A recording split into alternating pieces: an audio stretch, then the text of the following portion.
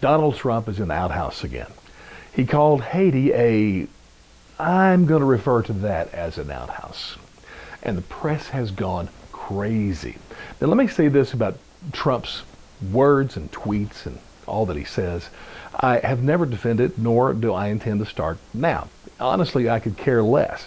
Yeah, I would rather have a more presidential person in the White House. Yes, it'd be nice to have somebody that was more polite and respected as a statesman. And sure, just to use nice words all the time, that'd be cool. But we don't have that. But what we do have is somebody that's doing some things that personally I find very good and appealing. And by the way, let me mention this. Haiti, it is an outhouse. It really is. I don't know how you can defend that Haiti's anything other than that. And I will say this, Trump's mouth, it's an outhouse too. But to go even further, our federal government, the politicians, Washington, D.C., which we lovingly call the swamp, guess what? It's an outhouse too. So let's be honest about this. But in reality, the press is only going to talk about Trump's mouth being an outhouse. They will never say a word about Washington, D.C. being an outhouse, even though it is. Now let me get to just to the bottom line here. When we're talking about what Trump is doing, I have been pleased. When I voted for him, I was hesitant because I just didn't see him as a conservative.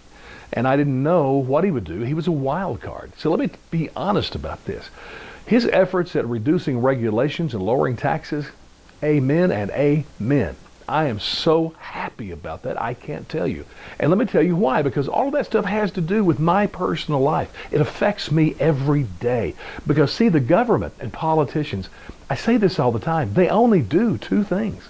They tax us and they regulate us. That's it, nothing more. And even when you hear their grand ideas, oh, we're going to feed the hungry or we're going to save the planet from climate change.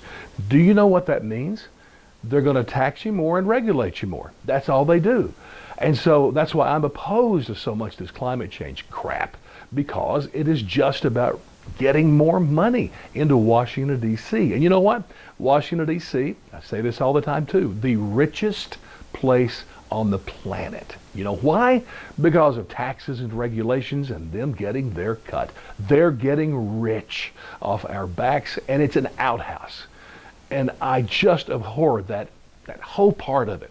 So yes, we need taxes, regulations, but we also need somebody that will pull back on that, and finally we have that. So I'll continue to support his agenda, and I would encourage you to. And maybe the next 3 years he can get enough done to where we can say, you know what, enough already. We've won enough. Let's get somebody nice in there now.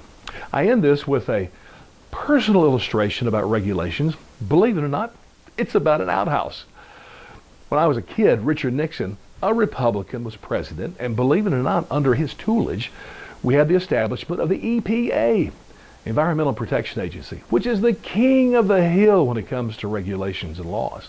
But I remember we had a dairy farm, and the government, after the EPA was established and all this stuff was going on, the government came to my dad and said, hey, we have determined that a dairy farm is a public place, so you've got to put in bathrooms. That's what the regulations say.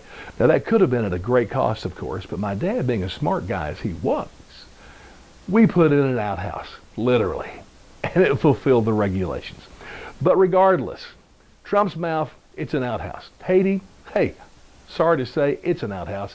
But also the politicians in our federal government in Washington, D.C., hello, it's a swamp, but it's also an outhouse. So, poop happens.